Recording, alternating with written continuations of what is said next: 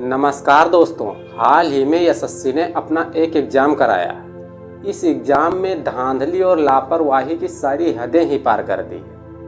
अक्सर क्या होता था कि जब बच्चे फॉर्म फिल करते थे तो उन्हें कुछ ऑप्शन दिया जाता था अपना सेंटर चूज करने के लिए। वो अल्टरनेट बच्चे उन्हीं ऑप्शन में से अपने नज़दीक सेंटर चूज कर लेते थे। लेकिन एसएससी ने अब की बार जो एग्ज़ाम सेंटर बच्चे चूज किए थे उसमें से ना देकर वह अपने हिसाब से अलग सेंटर दिया, और वो भी काफ़ी दूर दूर सेंटर बनाया गया। जैसे एक बच्चा कानपुर का था, उसका सेंटर कर्नाटक के उडुपी में दिया गया। ऐसे ही एक बच्चा राजस्थान के जयपुर का था, उसका सेंटर बनाया गया अंडमान निकोबार में। इतना दूर दूर से एसएससी सेंटर देगी, बच्चे कैसे और किस प्रकार एग्जाम देने जाएंगे। एग्जाम सेंटर भी ऐसे ऐसे जगहों पर दिया गया कि जहां पर ऑटो रिक्शा भी पहुंचना मुश्किल हो रहा था। एग्जाम सेंटर जो बनाया गया उसकी बिल्डिंग कहीं पर बीचों बीच खेत में बनी हुई है। कुछ जगहों पर ऐसा एग्जाम सेंटर बनाया गया था कि ऊपर के फ्लोर में तो एग्जाम हो रहा है, लेकिन ग्राउंड फ्लोर में गाय भैंस बंधी हुई है। ऐसा लगता था कि ये सेंटर किसी के घर में बना दिया गया हो। किसी तरीके से इतनी दूर बच्चे जब एग्जाम सेंटर पर पहुंचते हैं तो वहां पर बहुत सारे सेंटर पर नोटिस लगा दिखा कि आज एग्जाम कैंसिल कर दिया गया।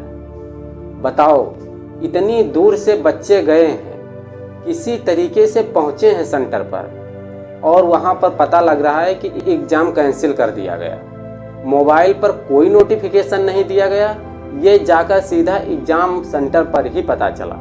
नोटिस में लगाया गया कि टेक्निकल प्रॉब्लम की वजह से एग्जाम कैंसिल किया जा रहा है। जिन जगहों पर एग्जाम हुए भी उन जगहों पर सिस्टम इतना खराब था कि चलते चलते कंप्यूटर अचानक 10-15 मिनट के लिए रुक जा रहा था। सोचो, जिस एग्जाम में एक एक सेकंड महत्वपूर्ण हो, वहां पर 10-10, 15-15 मिनट के लिए कंप्यूटर ही रुक जा रहा, खुलता ही नहीं है, आगे बढ़ता ही नहीं है। माउस जो वहां दिया गया वो भी काम नहीं कर रहा है। कई बार जब क्लिक करो तो आंसर पर क्लिक हो रहा है। ऐसे ऐसे एग्जाम सेंटर पर सिस्टम दिया गया था।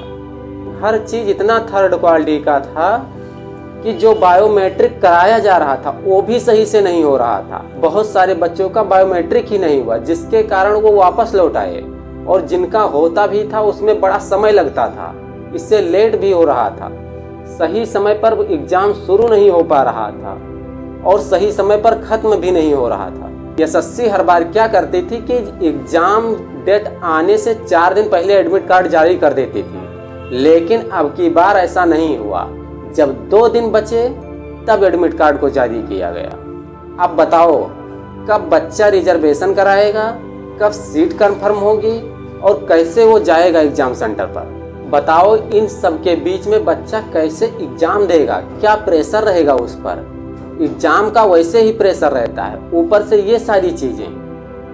पेन भी जो दिया जा रहा है वो थर्ड क्वालिटी का दिया जा रहा है, चलता ही नहीं है पेन। एग्जाम हॉल में जो पंखे लगे हैं वो चल ही नहीं रहे हैं। ये स्थिति थी एग्जाम सेंटर की। इन सब धांधली और लापरवाही को देखते हुए जब बच्चे और उनका साथ देने के लिए कुछ ऑनलाइन और ऑफलाइन टीचर जब दिल्ली में अपनी आवाज़ उठाने जाते हैं तो उन्हें पुलिस के द्वारा पिटवाया जाता है और टीचरों को अरेस्ट कर लिया जाता है।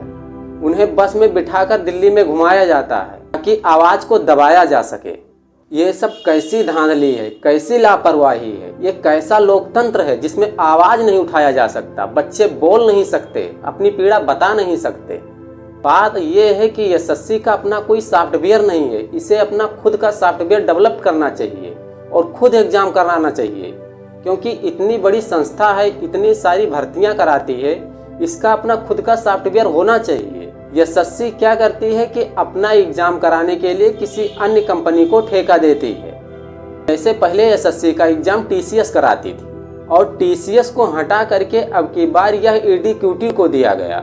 ऐसी कंपनी जो कई राज्यों में पहले से ही ब्लैक लिस्टेड है, एग्जाम लीक कराने, उसमें घोटाला करने, धांधली करने जैसे बहुत सारे इल्जाम इस पर लगे हैं। फिर भी इस ब्लैक लिस्टेड कंपनी को करोड़ों छात्रों का भविष्य इसके हाथों में दे दिया गया।